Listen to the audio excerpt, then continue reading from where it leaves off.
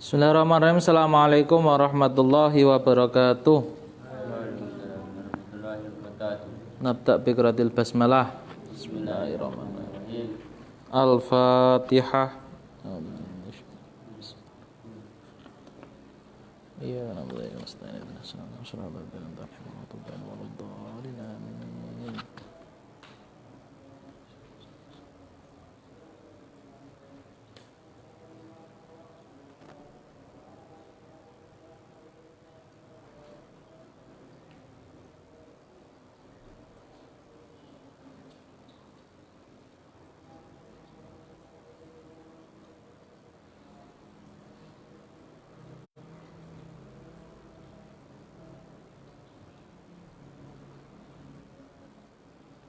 Al-Fatihah.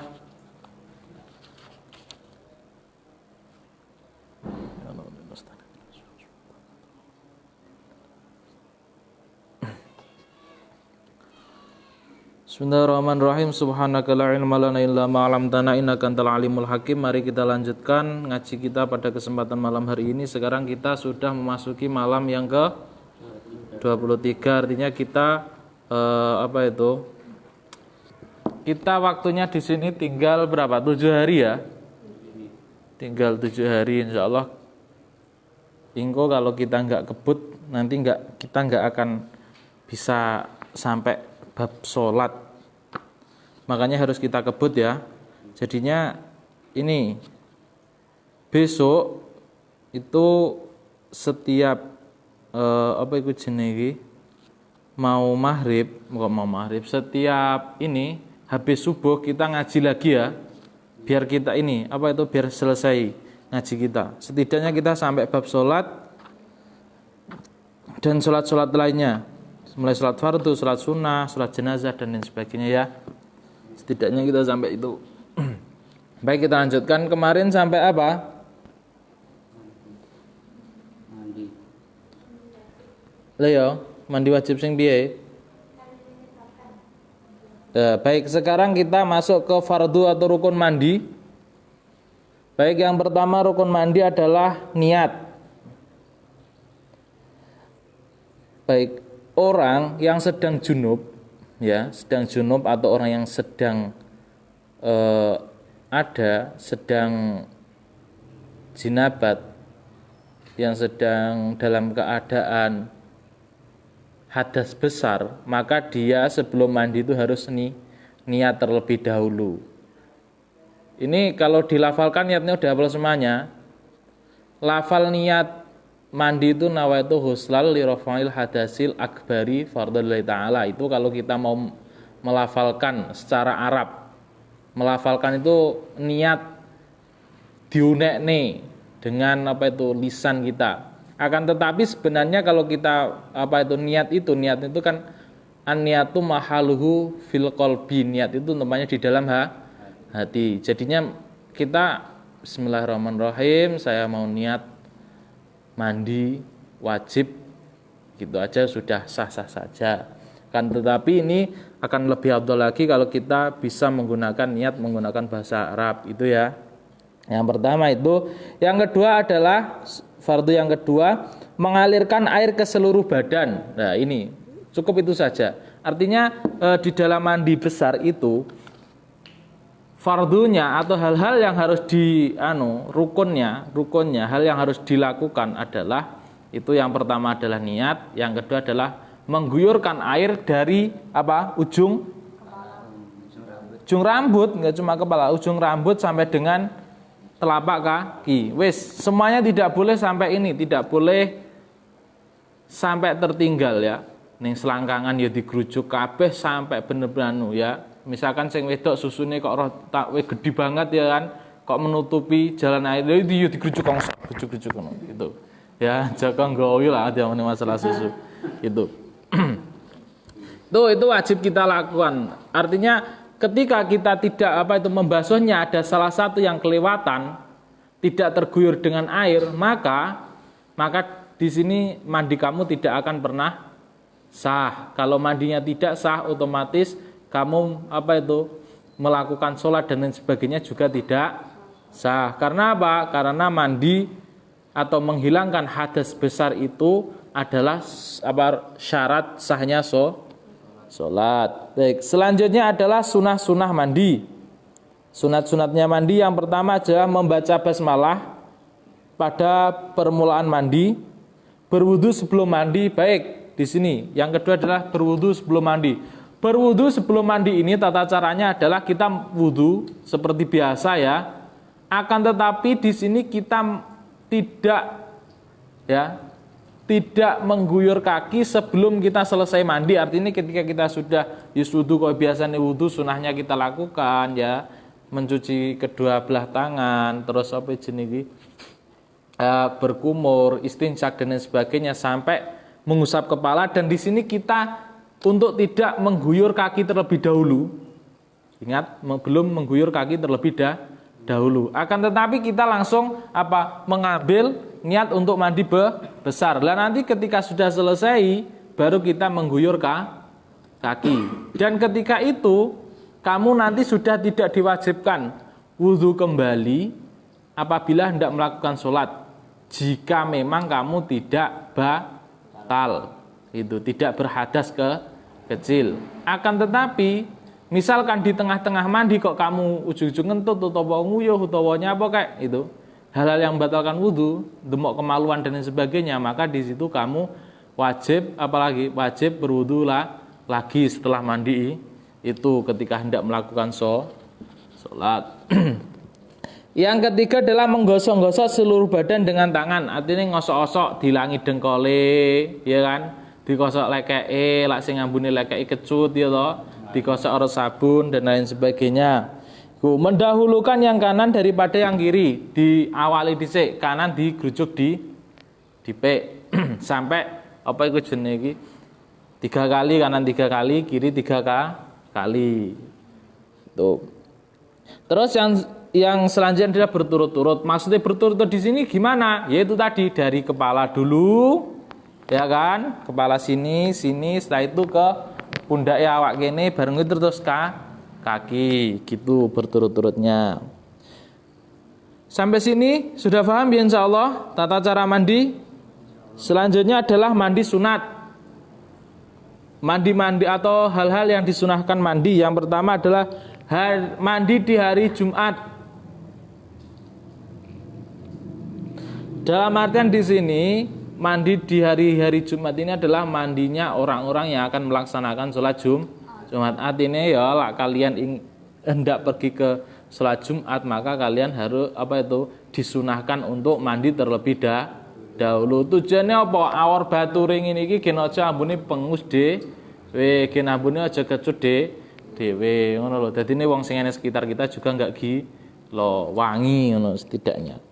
Terus yang kedua adalah hari mandi raya Idul Fitri dan Idul Adha atau Idul Korban. Hari raya Idul Fitri dan Idul Adha. Sebelum kamu melaksanakan sholat Idul Fitri atau Idul Adha, maka di situ kamu disunahkan untuk mandi terlebih dahulu.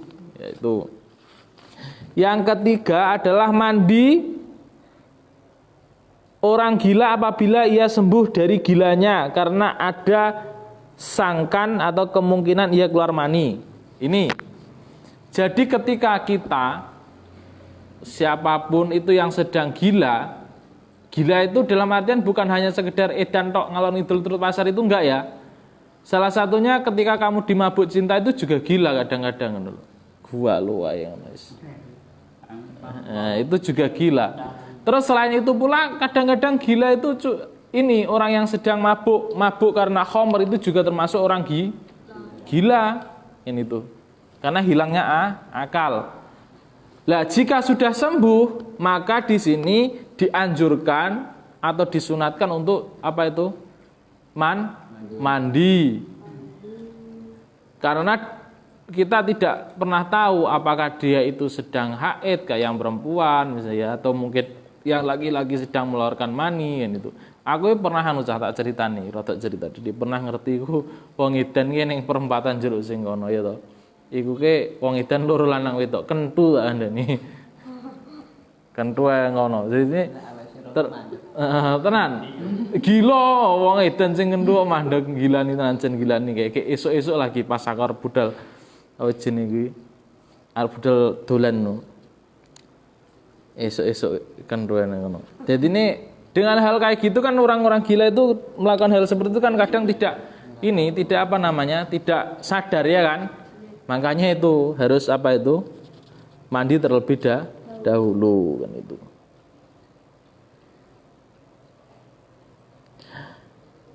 Terus selanjutnya adalah mandi tatkala hendak ihram haji atau umroh. Jadi ketika hendak ihram ini saat ihram ini adalah memakai pakaian haji atau hendak ihram ya atau umroh.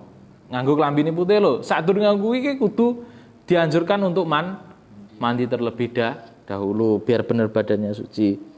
Mandi sehabis memandikan mayat. Nah, ini sunnah lagi adalah ketika kamu baru memandikan mayat, ya kan? Baru memandikan mayat, kamu harus harus ini mandi, disunahkan untuk mandi ya kan. Tetapi kalau kamu hanya sekedar kamu tidak memandikan atau mungkin kamu cuma takziah saja, itu kamu tidak perlu untuk mandi. Yo kamu nggak perlu untuk mencuci kaki istilah-istilah orang Jawa itu bareng layat kudu hadus keramat dan sebagainya. Enggak. Selama kamu di situ tidak memandikan maka kamu tidak dianjurkan untuk mandi. Tapi la arep hadus ya karepmu.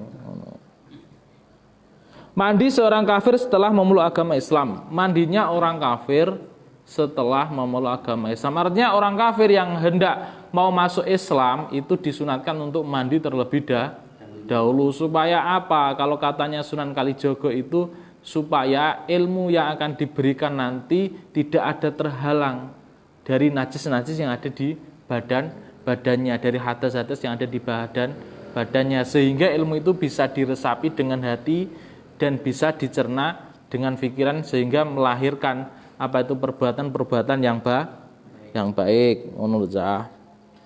Nah itu sunah-sunahnya mandi. Yang selanjutnya adalah tayamum.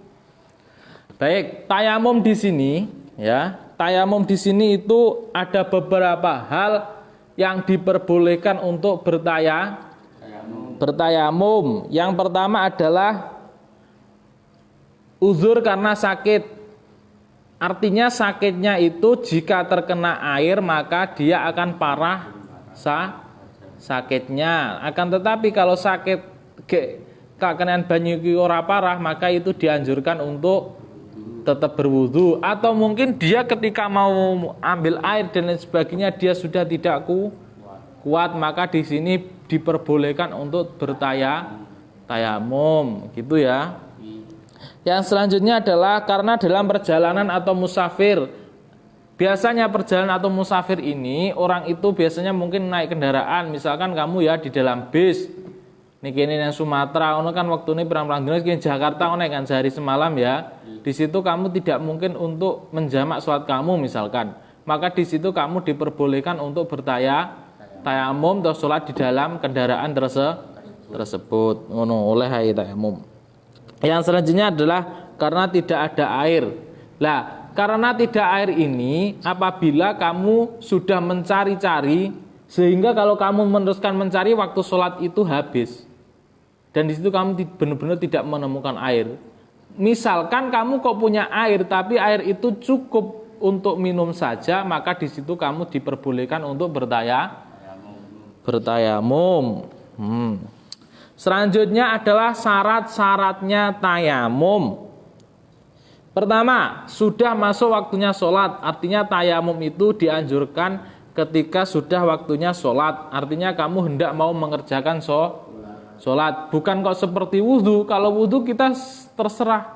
Kapan saja kita bisa wudhu. Bahkan kita itu disunahkan untuk menjaga wudhu kita ketika sudah berhadas. Misalkan kita berhadas kecil ya, bar ngentut, ya wes langsung wudu. Artinya kita tidak putus dengan dengan wudu tadi. Intinya batal wudune itu diperbolehkan saja. Akan tetapi kalau tayamum ini tidak seperti itu. Tayamum itu hanya digunakan untuk satu kali sholat saja. Jadi ketika sudah kita masuk waktu sholat dan ada beberapa hal-hal yang mungkin yang mungkin bisa kita lakukan untuk bertayamum, maka di situ kita langsung bertayamum dan mengerjakan sholat. Nah ini. Terus syarat yang kedua adalah sudah diusahakan mencari air tetapi tidak dapat, sedangkan waktu sudah masuk tadi seperti yang saya jelaskan tadi. Artinya kita sudah berusaha semaksimal mungkin untuk mencari air dan waktunya sholat tadi sudah masuk waktu sholat dan wis mepet, lama ade menggolek banyu terus kok habis waktunya sholat, maka di situ kita boleh bertayamum. Yang ketiga adalah syarat yang ketiga dengan tanah yang suci dan berdebu. Dengan tanah yang suci dan ada debunya, bukan tanah kok seperti halnya tanah sing padet ngono ya. Terus kan banyu, bukan itu. Ndut enggak oleh dengan tayamum. Akan tetapi di sini tayamum itu yang diperbolehkan adalah tanah yang berdebu. Entah itu debu pasir apa mungkin jenis tanah ngono kuwi, tanah terserah lah. Intinya yang penting berdebu. Dan syaratnya adalah tanah itu suci, tidak ada najis apapun, meskipun najis kecil pun najis besar apa enggak oleh. Misalkan tanah ini bekas cem-ceman kletong ya enggak oleh kamu buat tayamum itu. Misalkan cari tanah ini kiai mendingan debu sing ngene nempel-nempel ngon kocong ini insyaallah kuwi malah luweh apa jenenge iki? Luweh iya suci. Yang keempat adalah menghilangkan najis. Berarti sebelum melakukan tayamum itu hendaklah ia bersih dari najis menurut pendapat sebagian ulama, tetapi menurut pendapat yang lainnya tidak. Baik. Ketika kita hendak melakukan tayamum ini ada ulama menyaratkan untuk kita bersih dari najis. Bersih dari najis ini ya misalkan aku yang kebar nguyuh apa piye kudu wis cewek. Ya. Istinja, sudah beristinja. Kemarin kan istinja itu bukan hanya sekedar menggunakan air ya. Bila kan nggak ada air kan kita bisa menggunakan sesuatu hal yang kering dan suci, misalnya watu atau mungkin kayu atau dan yang lain sebagainya. Makanya di situ ketika kita hendak tayamum itu diusahakan untuk suci. Menghiat atau suci dari najis, menghilangkan najis. Terus selanjutnya adalah fardu atau rukun tayamum. Rukun tayamum adalah yang pertama niat karena Allah Subhanahu wa taala. Yang kedua adalah mengusap muka dengan tanah. Tadi mengusap muka dengan tanah gini, misalkan di sini ada tanah ya, gini. Ya, sini langsung kita usapkan ini bismillahirrahmanirrahim gitu. Yang ketiga adalah mengusap kedua tangan sampai ke siku dengan tanah. Keterangannya ialah ayat di atas.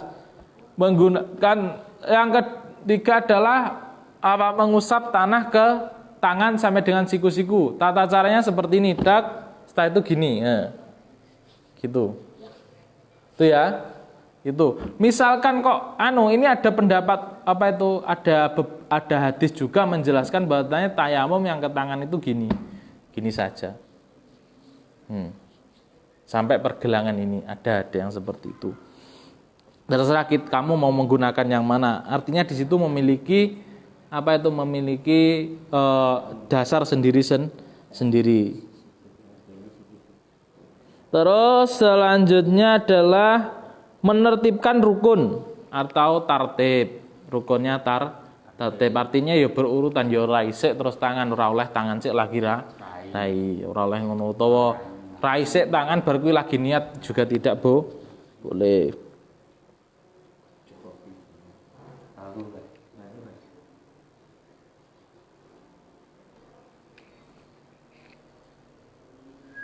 Baik, selanjutnya adalah beberapa masalah yang bersangkutan dengan tayamum. Baik, ini ada beberapa atau yang disebut dengan tanbih.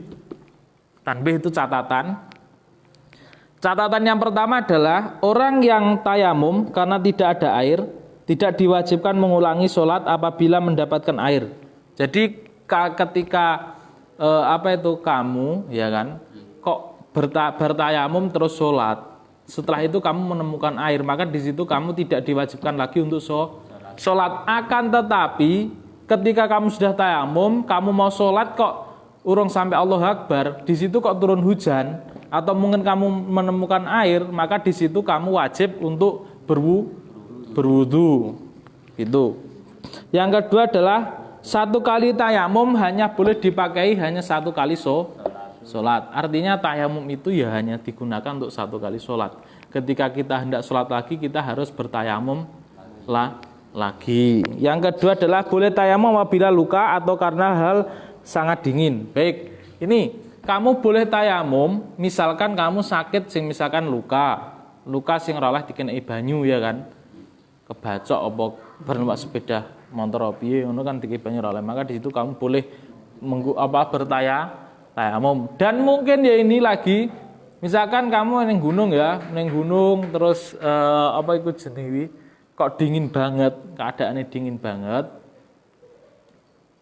Ketika kamu wudu, itu kamu akan sakit atau mungkin kamu bekulah intinya kan gitu. Intinya kowe sakit lara masuk angin opo ngono. Maka di situ kamu diperbolehkan untuk bertayamum. Oleh tayamum pada saat itu. Terus selanjutnya catatannya selanjutnya, tayamum ini bisa digunakan untuk mengganti mandi wajib. Itu maksudnya gini, kamu misalkan ya jinabat atau mungkin kamu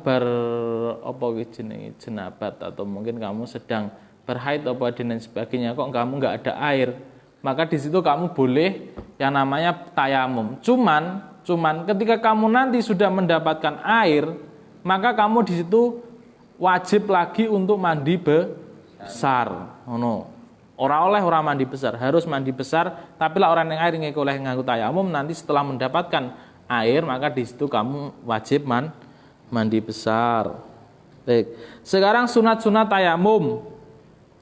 Membaca basmalah kalau biasa. Mengembus tanah dari dua tapak tangan supaya tanah yang di atas tangan itu tidak tangan itu menjadi tipis. Artinya kamu setelah diginikan itu boleh ditiup itu loh. Ya. Kan debu yang di tangan kita itu iso dingin itu. Iso tipis.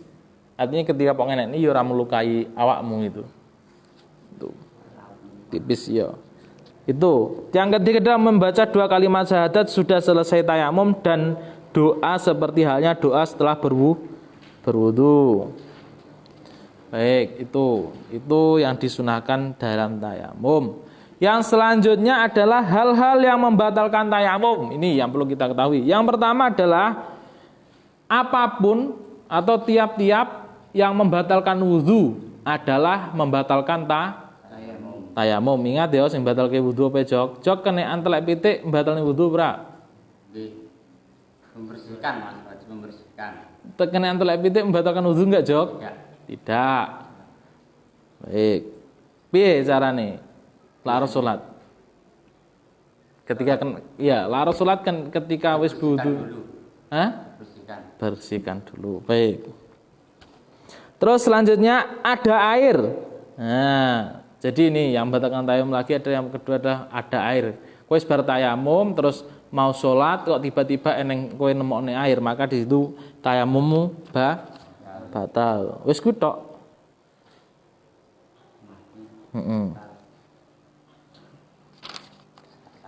Selanjutnya ini kita bahas sedikit dulu aja. Selanjutnya adalah ad-dima'u atau darah-darah yang keluar dari rahim perempuan. Dima itu jamak dari kata apa? Damun, dimaun, damun. Darah artinya. Dima kalau jamaknya itu dimaun, kalau mufradnya damun. Ora damput loh ya. Ora damput. Baik. Darah yang keluar dari rahim wanita itu ada 3 macam. Yang pertama adalah darah haid. atau disebut dengan darah kotor. Yang kedua adalah darah nifas atau darah yang keluar setelah melahirkan atau mungkin keguguran bisa juga. Yang ketiga adalah darah penyakit atau disebut dengan istihadah, damul istihadah. Nah, baik, udah sampai itu udah yang nulis sudah selesai? Udah. Kalau sudah kita teruskan besok nahtatim biqiratil hamdalah.